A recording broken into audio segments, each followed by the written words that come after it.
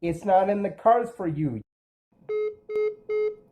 I'm pretty good at insults, and I got the internet and a lot of free time. I've been struggling with this idea of trans women in women's sports. It's not that I'm transphobic, it's that I feel that they're still got some qualities of men that put them superior. You look at things like going through puberty and how it makes males' bone density thicker. Of course, makes them taller, it makes them bigger and bulkier. So, I mean, even if you're on the sex change chemicals, you've still got qualities of man over women, like bigger bones, bulkier mass, in a lot of ways more muscle mass. And it confuses me because a lot of conservatives support the position of getting trans women out of women's sports.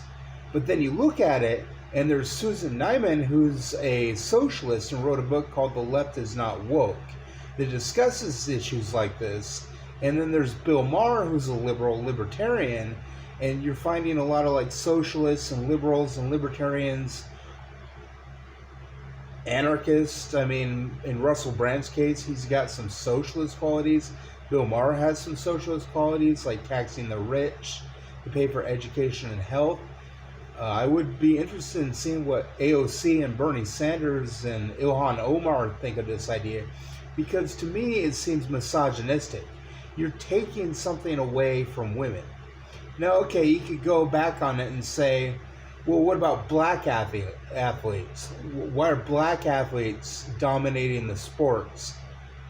Does that take something away from white males? Well, I don't think it's the same argument. I think it's false equivalency, because white males, for most of history, weren't oppressed by another race, what I'm saying. But women have been oppressed by men for thousands of years. So you have two oppressed groups going against each other, trans women and women. So you have to think of a way to solve this so it's fair to women. Every time a trans woman wins, it's someone with a dick, or used to have a dick, taking something away from women, which just crushes little girls' dreams, because then they go in and then there's somebody that's physically stronger than them in some aspects. I've read some papers. I posted something on Facebook about how there were trans allies, which I would consider myself one, that conducted the research and found that trans women have an advantage over biological cisgendered women. So that confuses me a little. It seems like it's unfair to girls and women to put trans women in sports. So it's a problem. How do you solve it? Well, either you let women try out. Actually, you can do all these things. You keep the women leagues for all sports. Maybe even include them more. Maybe we need more football, women football in the Olympics and stuff like that. Maybe football in general.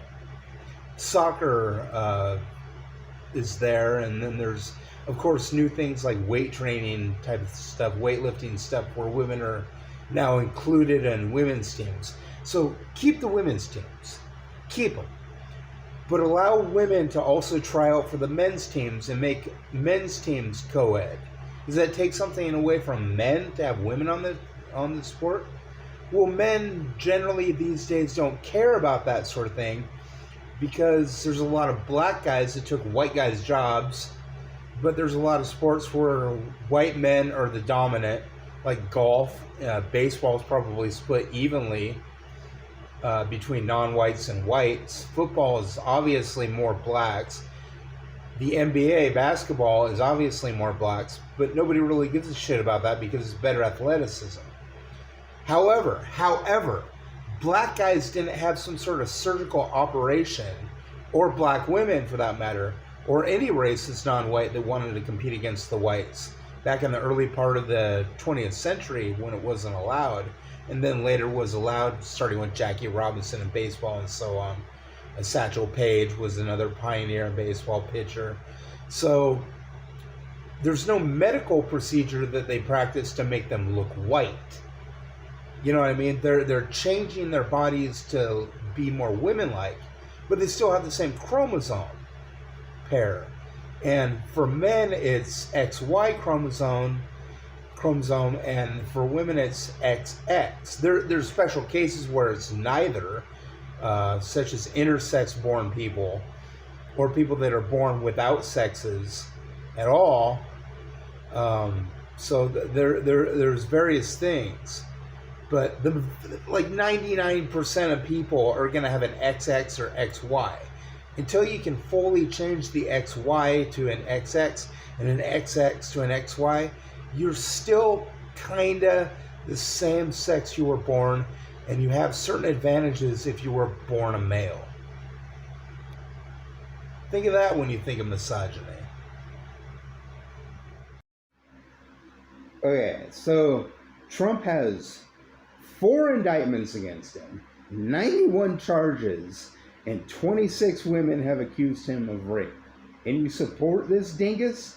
Are you fucking insane? As an older guy interested in younger males and a libtard or whatever you want to call me,